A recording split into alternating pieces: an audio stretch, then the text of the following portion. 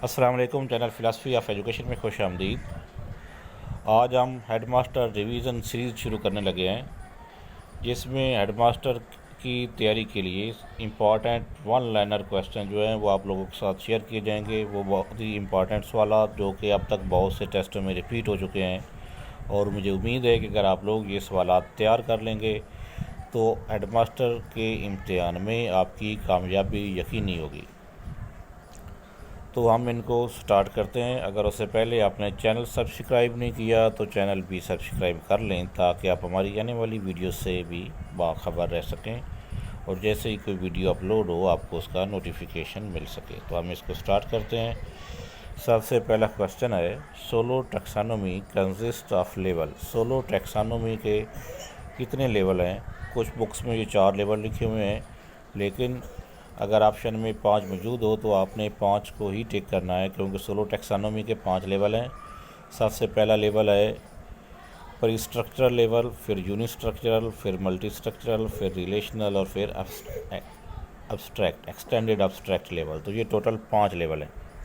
तो इसका right answer होगा 5। इसके अलावा सोलो टैक्सोनॉमी के ऊपर एक अलग से वीडियो भी मौजूद है हमारे चैनल के ऊपर। आप सोलो टैक्सोनॉमी को मज़ीद समझने के लिए वो वीडियो भी देख सकते हैं। उसका लिंक जो है वो डिस्क्रिप्शन में शेयर कर दिया जाएगा। दूसरा क्वेश्चन है, 2 और मोर एस्पेक्ट्स आर अंडरस्टूड इन। जब सोलो टैक्सोनॉमी में 2 या 2 से ज़्यादा एस्पेक्ट को समझा जाता है तो उसको कौन सा लेवल कहते हैं? वो है multi structural level. SOLO taxonomy was presented by. SOLO taxonomy किसने प्रेजेंट की? तो राइट आंसर है Biggs and Collis. SOLO stand for, SOLO किस चीज़ का मुखफ़फ़ है? ये है structure of the observed learning outcome. Question number 5, symposium is a type of. Symposium is a type of discussion method. इसका राइट आंसर होगा discussion method.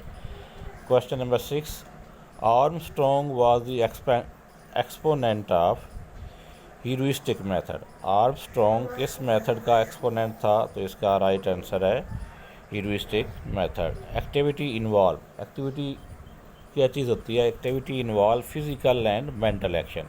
Question number 8, we move from specific to general in. जब हम specific से general जाते हैं तो उसको हम कहते हैं इंडक्टिव मेथड, और इस तरह जब हम जनरल से स्पेसिफिक जाते हैं, जब हमारे पास जनरलाइज रूल बने होते हैं और हम उनको किसी स्पेसिफिक सिचुएशन में यूज़ करते हैं, तो वो होता है deductive method.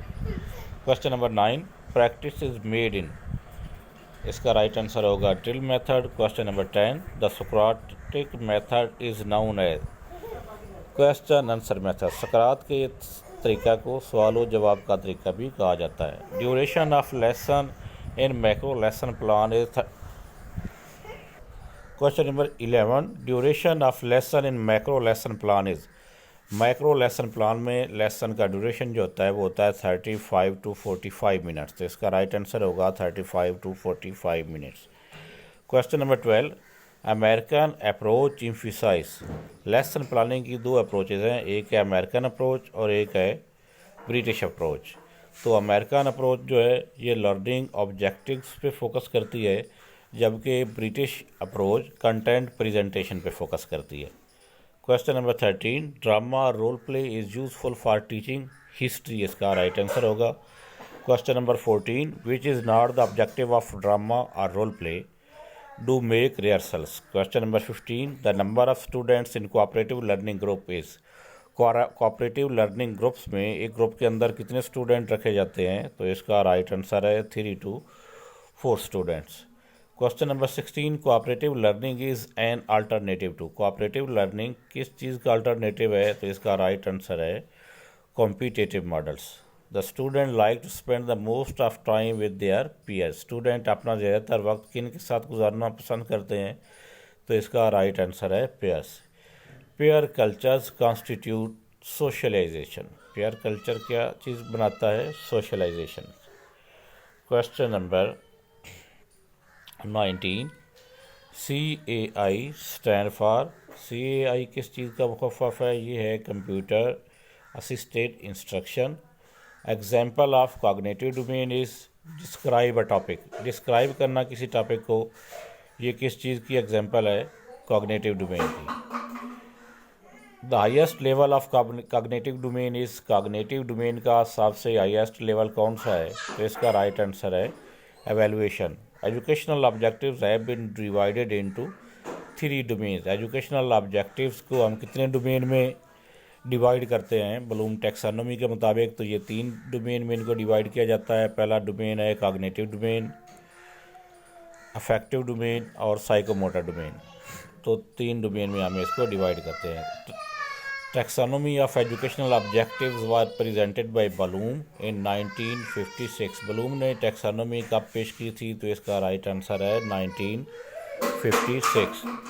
Question number 24, the classification of cognitive domain was presented bye. Cognitive domain को आगे मज़ीद जो क्लासीफाई किया तो ये किसने किया था? तो इसका राइट आंसर है बेंजामिन बलूम। कॉग्निटिव डोमेन हैज़ 6 सब ग्रुप। कॉग्निटिव डोमेन जो है उसमें सब ग्रुप जो हैं वो 6 हैं।